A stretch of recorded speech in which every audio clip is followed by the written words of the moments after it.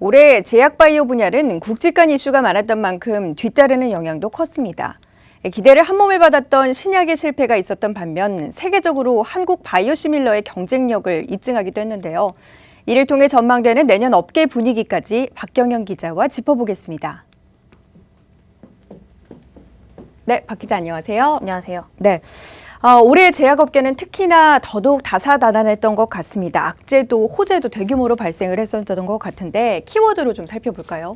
네, 많은 일이 있었습니다. 먼저 첫 번째 키워드 임상 실패라고 말씀드리겠습니다. 업계에 가장 많은 영향을 미쳤던 사건부터 살펴보면 아무래도 임상 실패를 꼽을 수 있을 것 같은데요.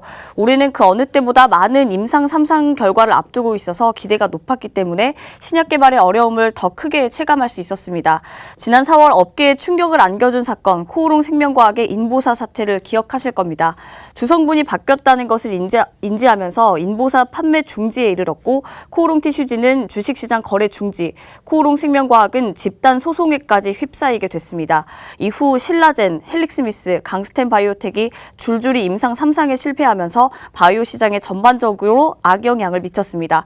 이는 주식시장에서 관련 주가가 폭락하는 것은 물론 한참 몸값이 올라가던 제약바이오 업계 전체에 대한 신뢰를 떨어뜨리기도 했는데요. 특히 신라젠의 경우 임상 실패를 앞두고 경영진의 주식 처분 의혹까지 이어지면서 바이오 기업 투자 자체에 대한 부정적인 목소리가 커지기도 했습니다. 당시 영상 함께 보시죠. 결과가 저희가 기대하고 예측했던 거랑 전혀 다르게 나와서 굉장히 당혹스럽습니다. 회사를 빨리 안정화시키기 위해서 대표이사가 추가 지분 매입하라면은 자금을 추가로 더 빌려와서 추가 지분 매입을 하겠습니다. 절대로 저희가 먼저 발빼기 한 게 아니고.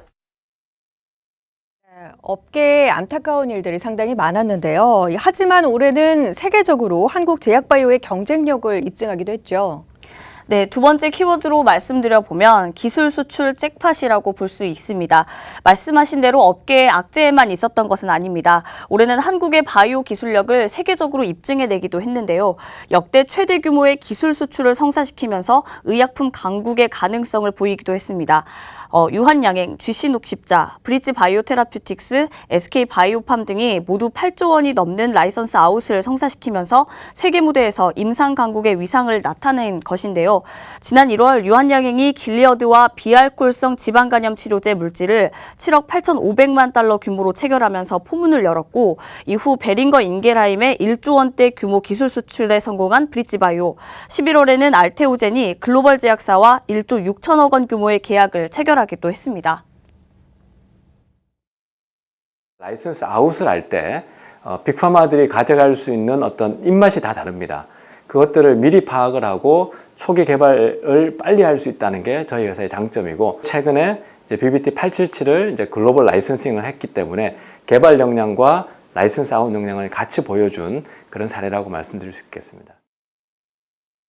이 보건당국과 관련한 이슈도 상당히 컸던 것으로 기억하는데요. 위장약에 사용되는 성분에 발암물질이 검출이 되면서 제약사 모두에 막대한 영향을 또 끼치기도 했죠. 네, 그렇습니다. 세 번째 키워드, 발암물질 검출 패닉이라고 말씀드려 보겠습니다. 지난해 발사르탄 사태에 이어서 올해 9월에는 라니티딘 사태도 불거졌습니다. 위장약에 사용되는 성분 중에 발암물질이 검출됐다는 식약처의 판단으로 판매 중단과 회수 조치를 내린 것인데요. 이로 인해 제품 회수와 판매 중지로 타격을 입은 제약사들은 결국 건강보험공단을 상대로 집단 소송에 나서기도 했습니다. 올해 라니티딘 사태 직격타가 예상되는 곳은 대웅제약과 일동제약, 대웅바이오, 한국휴텍스제약 등인데요. 이외에 라니티딘이 들어간 269종 의약품을 판매해오던 업계 전반에 직간접적인 영향이 계속될 것으로 보입니다. 네. 현재도 국가적인 차원에서 제약바이오 산업에 상당히 큰 관심을 갖고 있습니다. 내년에는 시장 상황이 좀 어떻게 전개가 될까요? 네, 어려움도 많았지만 현재로서 업계 전반적으로는 기대가 실리고 있는 분위기입니다. 올해 정부가 바이오 산업을 차세대 주력 산업으로 선정하면서 관련 정책을 내놓기도 했는데요. 특히 지난 19일 보건당국이 100만 명 규모 바이오 빅데이터를 구축하겠다, 이런 내용과 1,000억 원 규모 바이오 헬스 펀드 조성이라는 구체적인 청사진이 밝혀지면서 국내 기업들의 직접적인 힘이 실릴 것으로 보입니다.